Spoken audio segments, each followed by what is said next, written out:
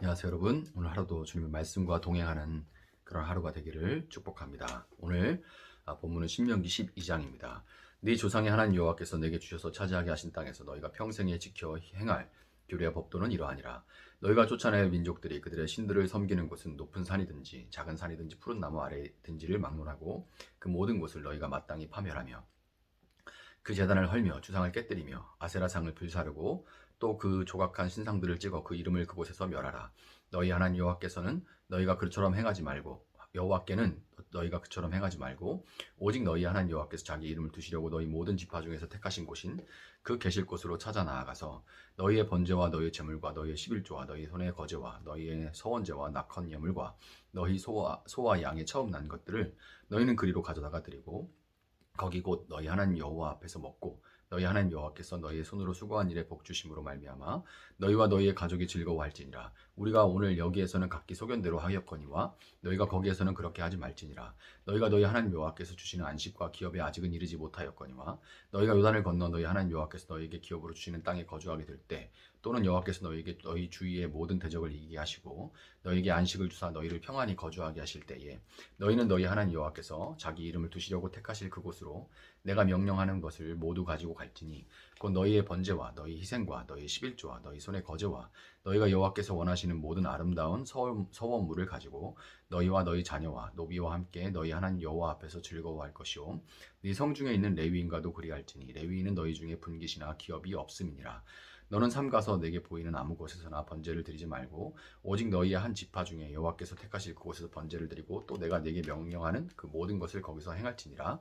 그러나 네 하나님 여호와께서 내게 주신 복을 따라 각 성에서 내 마음에 원하는 대로 가축을 잡아 그 고기를 먹을 수 있나니 곧 정한 자나 부정한 자를 막론하고 노루나 사슴을 먹는 것 같이 먹으려니와 오직 그 피는 먹지 말고 물같이 땅에 쏟을 것이며 너는 곡식과 포도주와 기름의 십일조와 내 소와 양의 처음 난 것과 내 소원을 갚는 예물과 내 낙헌 예물과 내 손의 거제물은 내 각 성에서 먹지 말고 오직 내 하나님 여호와께서 택하실 곳에서 내 하나님 여호와 앞에서 너는 내 자녀와 노비와 성중에 거주하는 레위인과 함께 그것을 먹고 또 내 손으로 수고하는 모든 일로 말미암아 내 하나님 여호와 앞에서 즐거워하되 너는 삼가 내 땅에 거주하는 동안에 레위인을 저버리지 말지니라.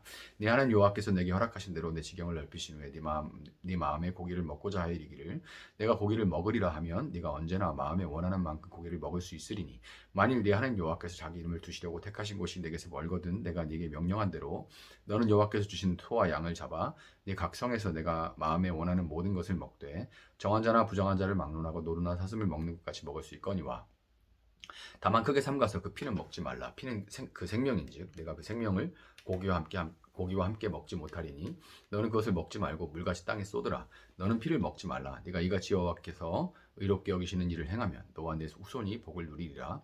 오직 내 성물과 서원물을 여호와께서 택하신 곳으로 가지고 가라. 네가 번제를 드릴 때에는 그 고기와 피를 내 하나님 여호와의 제단에 드릴 것이요 내 제물의 피는 내 하나님 여호와의 제단 위에 붓고 그 고기는 먹을지니라. 내가 네게 명령하는 이 모든 말을 너는 듣고 지키라. 내 하나님 여호와의 목전에 선과 의를 행하면 너와 네 후손에게 영구히 복이 있으리라. 내 하나님 여호와께서 내가 들어가서 쫓아낼 그 민족들을 내 앞에서 멸절하시고 네가 그 땅을 차지하여 거기에 거주하게 하실 때에 너는 스스로 삼가 내 앞에서 멸명한 그들의 자취를 밟아 올매에 걸리지 말라. 또 그들의 신을 탐구하여 이르기를 이 민족들은 그 신들을 어떻게 섬겼는고 나도 그와 같이 하겠다 하지 말라. 네 하나님 여호와께서는 깨는 네가 그와 같이 행하지 못할 것이라. 그들은 여호와께서 꺼리시며 가증히 여기시는 일을 그들의 신들에게 행하여 심지어 자기들의 자녀를 불살라 그들의 신들에게 드렸느니라. 내가 너희에게 명령하는 이 모든 말을 너희는 지켜 행하고 그것에 가감하지 말지니라. 아멘. 자, 교회의 속성, 교회가 가지고 있는 속성이 있는데요. 이 교회의 속성에는 거룩성, 보편성, 통일성, 그리고 마지막으로 사도성이 있습니다. 뭐가 우선되고 그런 게 아니라 이 네 가지 속성을 가지고 있어요. 거룩성, 보편성, 통일성, 사도성. 이것이 교회의 속성입니다. 오늘 본문 12장은 신명기 12장은 이러한 교회의 속성들을 잘 보여주고 있습니다. 먼저 거룩하신 하나님은 가나안 땅에 들어가면 이방신들을 섬기는 곳들을 다 파멸하고 그 제단을 헐고 주상을 깨뜨리고 오직 하나님만 예배하라 그렇게 말씀하시고는 하나님께 드리는 제물뿐만이 아니라 짐승을 잡아 그 고기를 먹을 때 반드시 핏째 먹지 말고 그 피를 땅에 쏟으라 이렇게 말씀하시죠. 또한 하나님은 하나님께 드리는 제물은 제물을 따로 기업이 없이 각 지파가 나눠진 땅에서 거하는 레위인들, 그리고 자녀와 노비까지 챙겨서 함께 먹으라, 이렇게 말씀을 하십니다. 피가 튀기는 것을 즐기는 폭력적인 가나안의 이방 신들과 다르게 우리도 막 시끄럽잖아요. 막 이제 소 가죽 벗겨서 드리는 그런 제사들 요즘 아주 시끄러운데, 이 이방 신들의 제사는 이렇게 폭력적입니다. 폭력적인 이 가나안의 이방 신들과 다르게 하나님은 당신의 백성들에게 생명이 피에 있음을 알고 어디서 짐승을 잡아먹든지 그 생명을 주신 분이 하나님이시라는 것을 알고 생명을 존중하고 아이와 노비 같은 사회적인 약자들을 배려하도록 하신 거예요. 세상으로부터 거룩히 하신 하나님의 부름을 받은 사람들의 모임인 교회 역시 자신들이 유익을 얻을 수만 있다면 생명을 해하고 약자들을 무시하고 속이고 짓밟는 것을 대수롭지 않게 여기는 이방신들을 섬기는 자들로부터 스스로를 구별하고 동시에 절대로 그런 세상의 문화에 교회가 오염되지 않도록 철저하게 파멸시켜야 할 것입니다. 오늘 본문에는 중앙 성소에 대한 규정이 나오고 내가 택할 곳이라는 문구가 자주 등장하기 때문에, 내가 택할 곳이라는 문구가 여러 차례 등장을 하기 때문에 마치 가나안에 들어가서도 광야에서와 마찬가지로 온 이스라엘이 특정 장소에 있는 성소로 나와서 예배를 해야 한다는 것으로 생각되어질 수가 있지만, 그 중앙 성소의 지명이 특별하게 언급이 되지 않는다는 점, 그러니까 중앙 성소가 어디다 라고 이렇게 언급되지 않는 점, 그리고 중앙 성소로부터 멀리 떨어져서 이제 광야와는 다르잖아요. 이제 정착할 때는 넓은 땅에 퍼져 사는데, 그래서 중앙 성소로부터 멀리 떨어져 거주하는 사람들이 비둘기 한 마리를 드리기 위해서, 바치기 위해서 그 먼 곳에서, 예를 들어 이제 부산에서 서울까지 막 비둘기 한 마리 드리러 온다는 것 자체가 비현실적이라는 점, 그리고 레위 지파를 위해서 할당된 48개의 성읍이 전국에 산지에 있었다는 점으로 미루어 볼 때 율법에 규정된 중요한 절기 때나 반드시 드려야 할 의무적인 제사를 제외한 자발적인 제사는 중앙 성소가 아니라 각 지역에 합법적으로 설치된 성소에서 드려졌을 거예요. 자, 여기서 한 가지 생각해 봐야 될 것은, 하나님의 임재를 상징하는 언약궤는 하나뿐이고 그것은 분명히 중앙 성소에 자리를 하고 있었을 텐데 어떻게 수많은 성소들이 언약궤 없이도 운영될 수 있었을까 하는 그 점이 우리가 의아할 수가 있습니다. 이에 대해서 본문 11절과 21절은 하나님께서 성소에 언약궤 대신 자기 이름을 두셨다, 이렇게 말합니다. 자기 이름을 두셨다, 이렇게 말해요. 사람의 손에 의해 만들어진 어떤 보이는 형상을 통해 자신의 존재를 알렸던 이방 신들과는 달리 하나님은 보이지 않는 자기의 이름을 통해서 그분의 백성들 가운데 존재하시는 거예요. 하나님의 이름이 곧 하나님이죠. 하나님은 유일한 분이시기 때문에 나누어질 수가 없고 그분의 이름도 나누어질 수가 없죠. 그렇기 때문에 그분의 나누어질 수 없는 이름을 통해서 가나안 곳곳에 위치한, 흩어져 위치한 그 성소에 그 이름으로, 자기 이름을 두신 그 이름으로 임재하심으로써 그분의 백성들은 한 예배로 연합될 수 있었던 겁니다.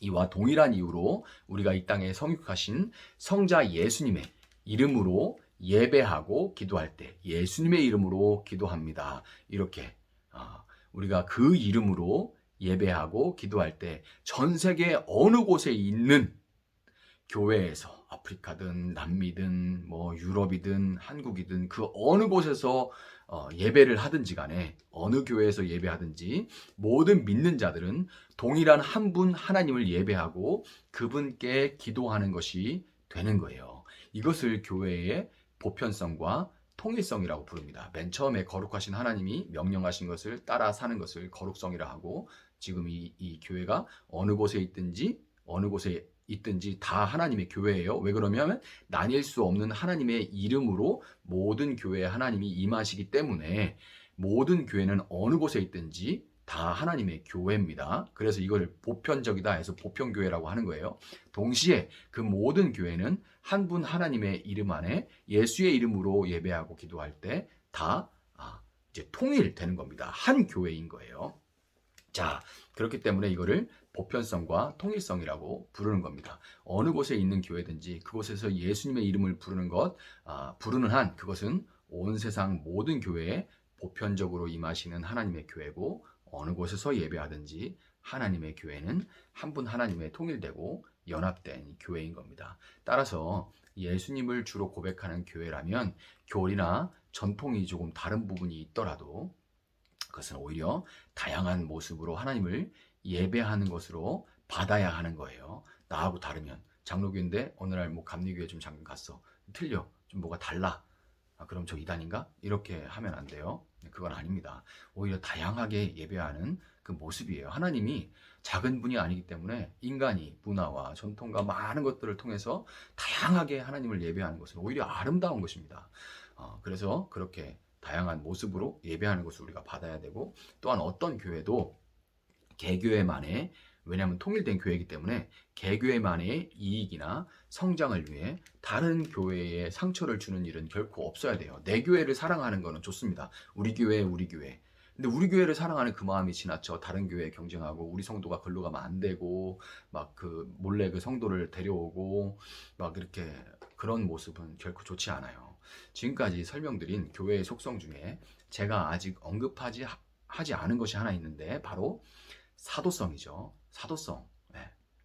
사도성은 말 그대로 교회가 거룩성, 보편성, 그리고 통일성이라는 교회의 속성에 따라 세상으로부터 거룩하게 구별되고 어느 곳에 있든지 그곳에서 하나님을 예배하고 분열되는 세상 가운데 하나된 모습으로 서로를 배려하고 세워주는 모습을 통해서 보이지 않는 하나님을 세상 가운데 드러내기 위해 교회가 존재한다라는 그 교회의 속성이에요. 그래서 교회는 존재적으로 사도들이 나가서 하나님을 증거했듯이 그 존재적으로 거룩성, 보편성, 그리고 통일성을 가지고 하나님을 세상과 구별된 모습으로, 하나님을 예배하는 모습으로, 하나된 모습으로 하나님을 드러낸다. 그것이 바로 교회의 속성인 거예요. 그것을 위해서 교회는 세상 가운데 사도로서 보내진 존재인 겁니다. 간단히 다루기에는 꽤 복잡한 면이 있지만 하나님은 이스라엘 백성들을 통해서 오늘 교회가 하나님으로부터 부여받은 태생적인 속성들에 따라 온전히 서서 교회의 주인이신 하나님을 이 땅 가운데 드러내기를 원하신다는 것을 여러분 꼭 기억하시고, 개별 교회인 여러분 자신과 또한 함께 모인 우리 세종나비교회가 교회의 속성을 온전하게 가지고 온전하게 살아내고 온전하게 드러내는 그런 참된 교회로 설 수 있기를 예수님의 이름으로 축복합니다. 제가 한번 잠시 기도하겠습니다. 사랑하신 하나님, 하나님께서 이 땅 가운데 오랫동안 준비하셔서 마침내 교회를 세우셨습니다. 구약의 이스라엘 백성들과 같이 따로 불러내시고 광야에서 훈련하시고 가나안 땅을 주의 말씀으로 다스리고 정복하고 지배할 수 있는 그런 사명을 맡기신 그 교회, 이제 신약에 와서 예수의 이름으로 하나가 되고 거룩해지고 어느 곳에 있든지 예수의 이름으로 기도하고 예배할 수 있는 그런 거룩하고 보편적이고 통일된 그런 교회로 세워주시니 참 감사합니다. 이제 그것을 살아냄으로써 세상 가운데 보내심을 받아 하나님을 드러내는 그 사도성을 충만하게 드러내는 그런 교회로 저희들이 서게 하시고 어느 곳에 있든지 사도로서 선교사로서 살아가게 하시고, 정말 우리 교회가 이 네 가지의 교회의 속성을 온전히 가지고 하나님을 증거하는 그런 온전한 교회로 설 수 있도록 하나님 함께하여 주시기를 원합니다. 감사하며 예수님의 이름으로 기도합니다. 아멘. 오늘 주신 말씀 붙들고 계속해서 기도합니다.